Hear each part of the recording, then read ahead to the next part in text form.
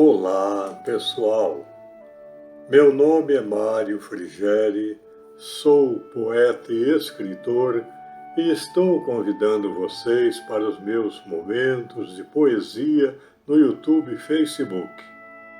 Serão mais de 800 poemas e mensagens, meus e de outros poetas, interpretados com muito carinho para iluminar o seu coração. Venham comigo. Kardec já voltou 6. Vozes do céu. As grandes vozes do céu ressoam como sons de trombetas, e o cântico dos anjos se lhes associam. Homens, nós vos convidamos ao divino concerto. Tomai da lira, que vossas vozes se unam e que, num hino sagrado, elas se estendam e vibrem de um extremo a outro do universo. O Espírito Verdade, no livro O Evangelho segundo o Espiritismo, prefácio. Repercussão das mensagens.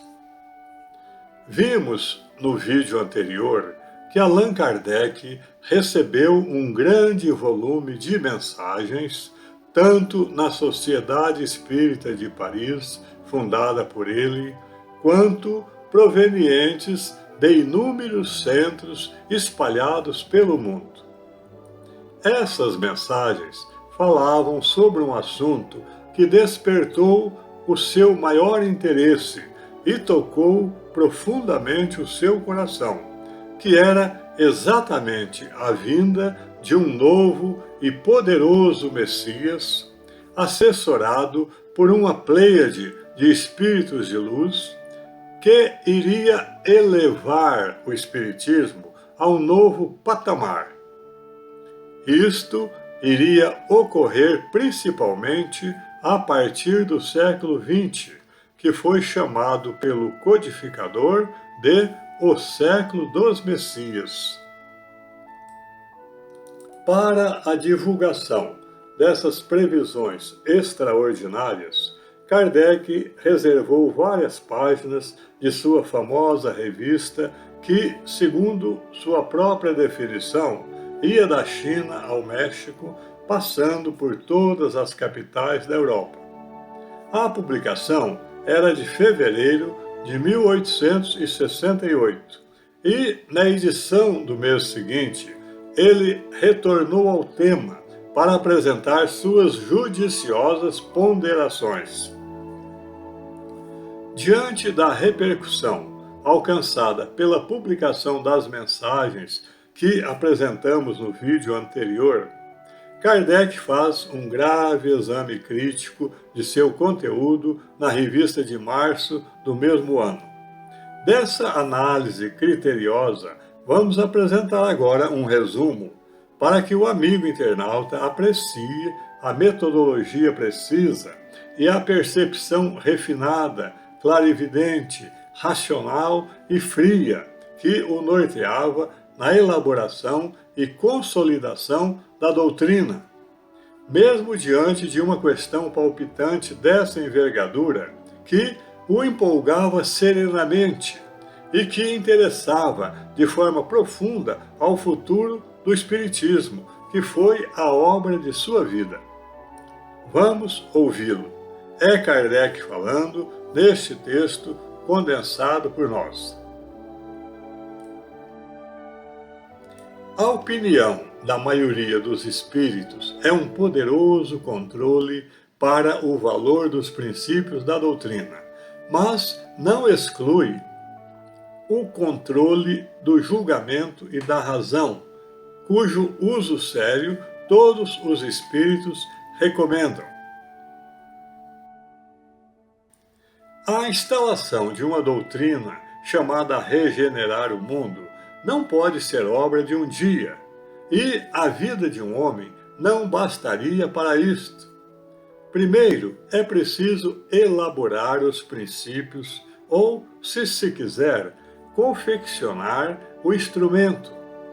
Depois, é preciso também limpar o terreno dos obstáculos e lançar os primeiros fundamentos. Que fariam na terra esses espíritos chamados Messias durante esse trabalho material de limpeza? Sua vida se consumiria nessa luta. Assim, eles virão mais utilmente quando a obra estiver elaborada e o terreno preparado. A eles, então, incumbirá pôr a última demão ao edifício e o consolidar. Numa palavra, fazer frutificar a árvore que tiver sido plantada. Mas, enquanto esperam, não estão inativos. Eles dirigem os trabalhadores. A encarnação não será, portanto, senão uma fase de sua missão. Só o Espiritismo podia fazer compreender a cooperação dos espíritos da erraticidade numa obra terrestre. A palavra Messias é empregada pelo Espiritismo em sua acepção literal de mensageiro, emissário, abstração feita da ideia de redenção e de mistério, que é particular aos cultos cristãos. O Espiritismo não tem que discutir esses dogmas que não são de sua alçada. Ele apenas diz o sentido no qual emprega essa palavra, para evitar qualquer equívoco, deixando cada um crer conforme a sua consciência, que o Espiritismo não procura perturbar.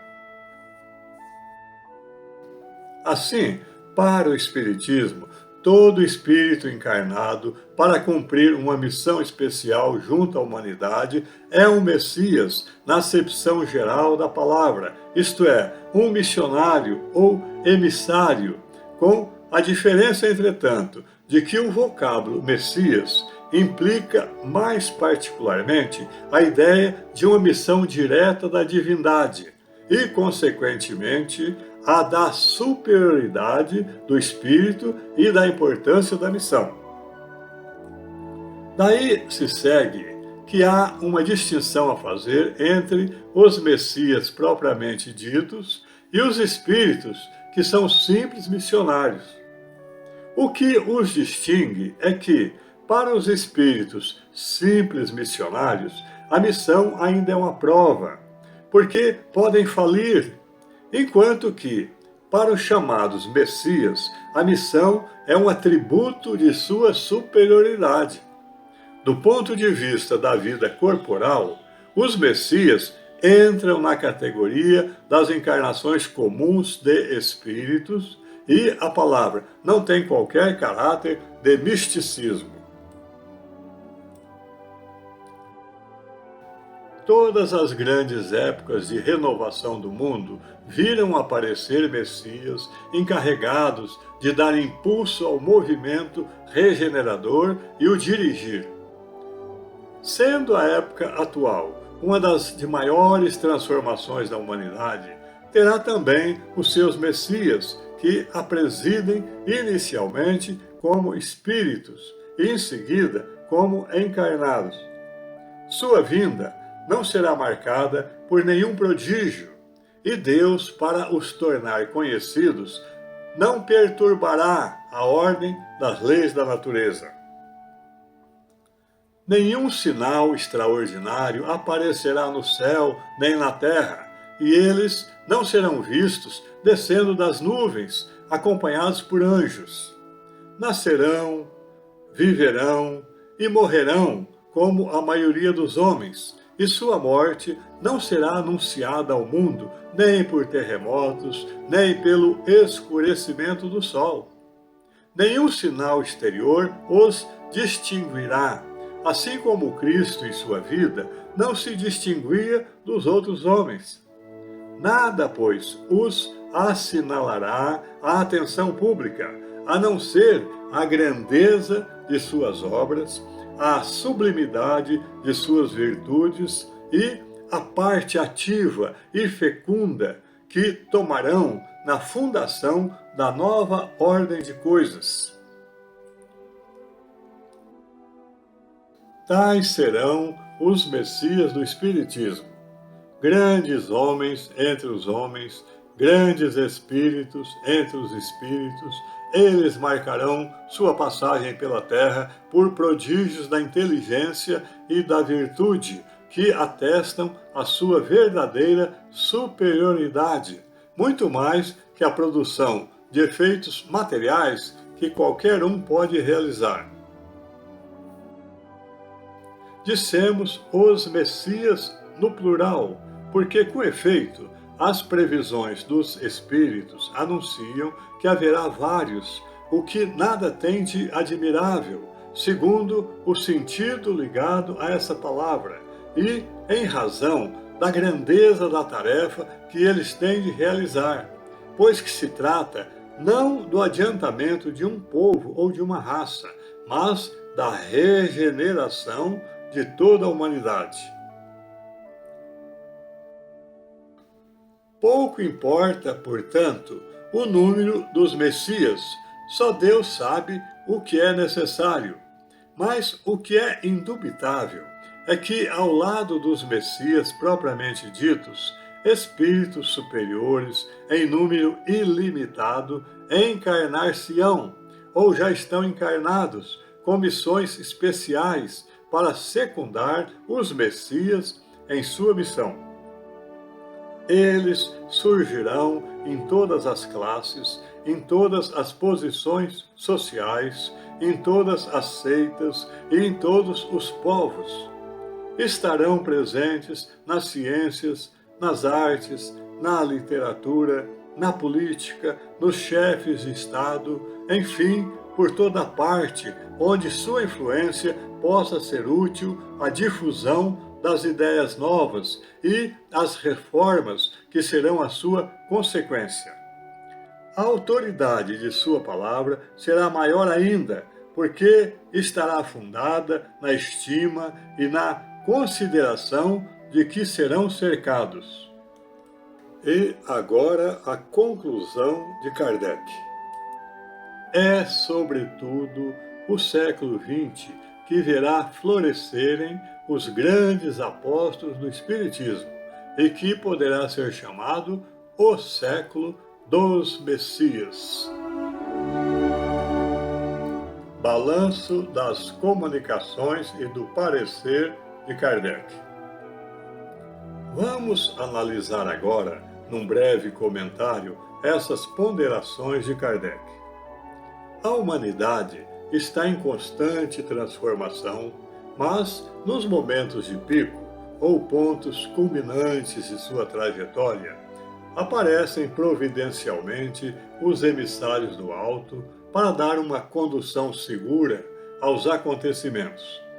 Esses emissários são anunciados profeticamente, com certa antecedência, mas de forma nebulosa e sujeita a várias interpretações, para não tolher o livre-arbítrio humano. Assim ocorre com esse grande Espírito anunciado, o qual dará, segundo essas inúmeras previsões, uma coesão poderosa às forças esparsas do Espiritismo, e ele se afirmará pela obra realizada. Quem conhece as profecias do Velho e do Novo Testamentos da Bíblia Sagrada sabe que elas, sendo verdadeiras pelo fato de procederem de Deus, não têm precisão matemática, pois uma de suas características é abranger séculos e milênios, a fim de manter os homens sempre despertos e atentos às suas realizações. O mesmo ocorre com as previsões que são objeto destes comentários. Elas podem referir-se, num primeiro momento, a Allan Kardec, se considerarmos que parte delas se cumpriu naquele tempo, pois Kardec realmente aglutinou num corpo coeso de doutrina esse poderoso conhecimento que estava esparso e desconexo, consolidou-o com as revelações que recebeu do alto, submeteu tudo ao crivo da razão, elevou-o a foro de filosofia e ciência, tonalizou-o com as tinturas de religião ao analisar e incorporar-lhe os preceitos morais e éticos do Evangelho do Cristo e deu-lhe o nome de Espiritismo. E a obra, assim erigida como um verdadeiro e luminoso monumento perante as nações, confirma o nível messiânico do grande trabalhador que foi Allan Kardec. Mas essas previsões podem referir-se também, se projetarmos agora as profecias no futuro, a uma possível volta de Kardec para dar novo brilho à centelha original que se espalhou e apresenta hoje variados matizes, reunindo todas as partes num bloco monolítico e unificando tudo em torno de Jesus, que é o autor e proprietário oculto desse extraordinário monumento. Porque, em última instância, o unificador final de toda essa renovação da humanidade é o Cristo, sem o qual qualquer construção edificada sobre a terra não passará de um corpo sem vida. É importante salientar que todos os Messias trabalham em torno de uma única ideia, a ideia original trazida ao mundo pelo Cristo. E essa ideia deve consolidar-se progressivamente na humanidade, preparando-a para o alvorecer da nova era, também chamada no Apocalipse de novo céu e nova terra. É um trabalho gigantesco a que Jesus deu início ao lançar suas bases fundamentais há 2000 anos, mas transferiu seu desenvolvimento futuro aos Messias, segmentando-o em várias etapas, para que esses missionários divinos tivessem também a oportunidade de, trabalhando ativamente, crescer na direção do cristianato, que é o objetivo final a que todos aspiram. Quando essas bases estiverem consolidadas por eles, virá o Messias principal, prometido por essas e por outras previsões espíritas que veremos nessa série. Ele virá para coroar o edifício, auxiliado pelos que o antecederam nos vários compartimentos de que se compõe a sociedade. Esse glorioso futuro, anunciado pelas vozes do céu, surgirá aos poucos como um sol nascente e irá resplandecendo de forma gradativa para não ofuscar os homens, até que todos os que se qualificarem para a fase de regeneração que se aproxima estejam fortemente aglutinados a essa nova ideia. Segundo essas previsões, como vimos no vídeo anterior, o novo Messias realegrará o mundo, significando isto, nas entrelinhas da mensagem, que ele já o alegrou em missões passadas e voltará a alegrá-lo em novas missões no presente e no futuro. Porque esse trabalho missionário é contínuo. E visto que as almas a serem iluminadas são eternas, para esse grande estafeta, um século é como um dia, assim como para Deus, segundo os Salmos, 1000 anos são como o dia de ontem que passou. Disseram também as entidades comunicantes, comandadas pelo Espírito Verdade, que é ao século XX que está reservado o remanejamento da humanidade. Tudo o que havia acontecido até o tempo de Kardec foi apenas preliminar da grande renovação. E mais, dizem essas entidades que o homem chamado a consumar essa renovação ainda não estava maduro para realizar sua missão, mas que já havia nascido, Sua estrela apareceu na França, marcada por uma auréola, e foi mostrada ao mundo havia pouco tempo na África. Sua rota estava previamente traçada. Façamos aqui uma pequena pausa para raciocinar e absorver o delicioso néctar dessa impressionante previsão. Ela foi dada com precisão cirúrgica em 1861 pela entidade espiritual que se denominou Fénelon. A estrela que apareceu na França naquela época, assinalada por uma auréola, foi sem dúvida Allan Kardec em sua radiosa missão. E essa estrela tinha sido mostrada havia pouco tempo na África, diz a entidade. Ora, para quem tem olhos de ver, essa estrela mostrada anteriormente na África, especificamente no Egito, foi Moisés, o grande e extraordinário legislador hebreu, uma das reencarnações anteriores de Allan Kardec. Como os espíritos não contam o tempo como nós, para eles, Moisés realizou sua missão no Egito havia pouco tempo, dando sequência agora, como sistematizador da doutrina espírita, à sua obra de revelador da mensagem divina. Não se impressione o irmão internauta com a previsão de que é ao século XX que está reservado o remanejamento da humanidade. Remanejar não quer dizer que todos os grandes fatos proféticos deveriam acontecer no citado século, nem que a humanidade seria separada de forma definitiva em trigo e joio, ovelhas e bodes, nesse tempo, segundo a parábola do Cristo. Remanejar é modificar a formação ou disposição de alguma coisa para lhe dar uma nova estrutura. Quer dizer que seria um século de grande fermentação de ideias, também de revolvimento social, com a presença de vários messias, cada um cumprindo a missão específica que lhe foi destinada, dentro dos vários estratos em que se subdivide a sociedade terrena. Não é preciso cultura muito vasta para se perceber o quanto o século XX foi bem aquinhoado de messias, notadamente o Brasil.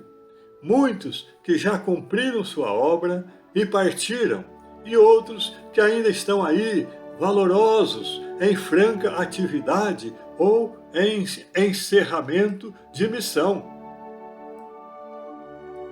Quando o Espírito São José prevê em nosso vídeo anterior que um dia todas as religiões se confundirão numa mesma crença, e que isto acontecerá porque Deus dará um corpo a alguns espíritos superiores e eles pregarão o evangelho puro, isto pode significar, numa visão mais ampla, que esse um corpo que será dado a alguns espíritos superiores para pregarem o evangelho puro, pode ser uma organização humana, através da qual eles, os espíritos superiores, inspirando seus dirigentes, poderão realizar coletivamente a sua obra evangelizadora.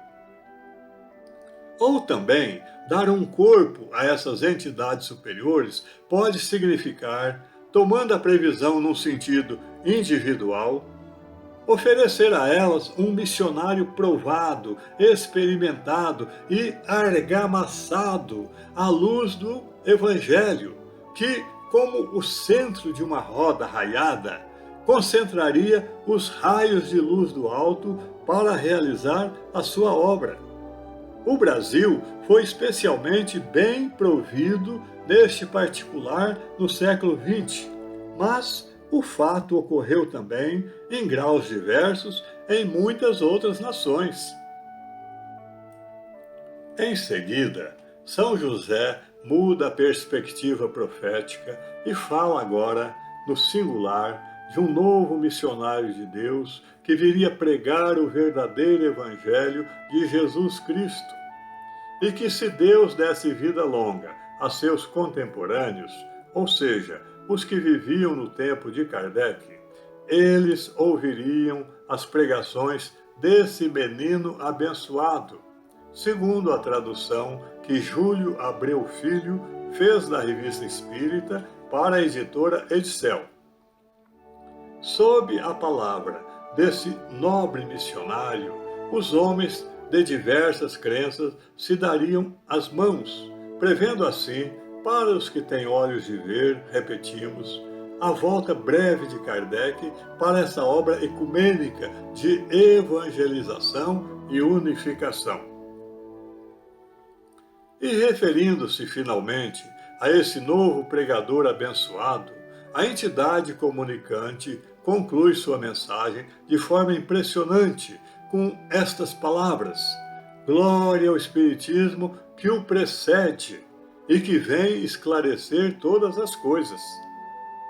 Ora, se o Espiritismo precede esse grande missionário, é porque ele viria logo em seguida à implantação do Espiritismo na França e provavelmente dentro do universo doutrinário espiritista para restabelecer as leis mal compreendidas e mal praticadas do Cristo.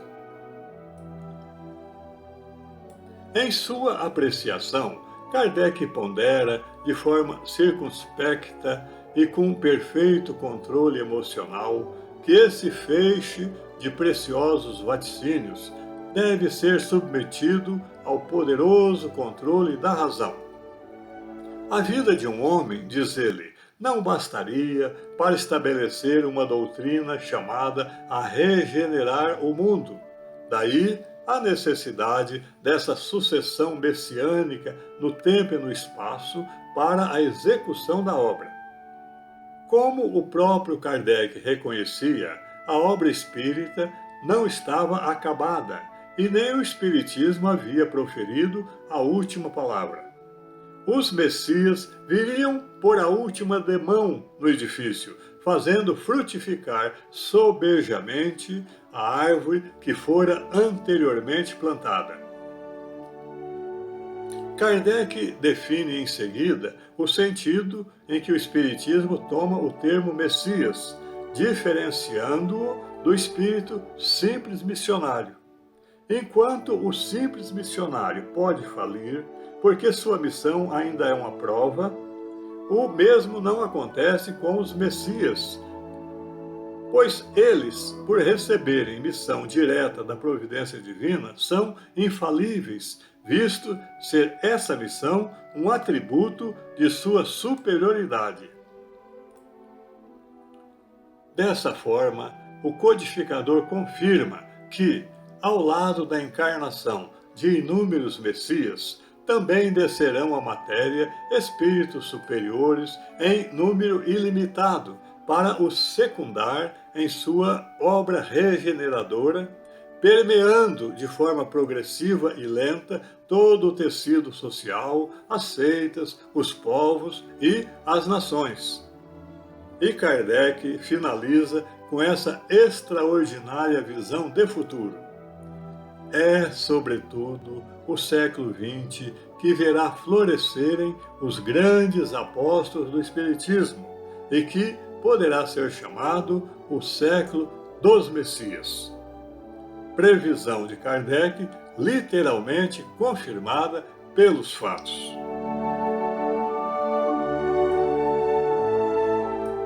Kardec já voltou 6. Sequência. No próximo vídeo desta série, Kardec já voltou 7. Trataremos das previsões dos mentores espirituais de Kardec sobre o seu breve retorno à matéria em um novo corpo para completar a obra que havia começado. E o nobre missionário conjectura que essa volta deveria realizar-se provavelmente até o princípio do século XX. Não deixe de assistir. É isso. Espero que vocês tenham gostado. Obrigado por assistir a nossos vídeos.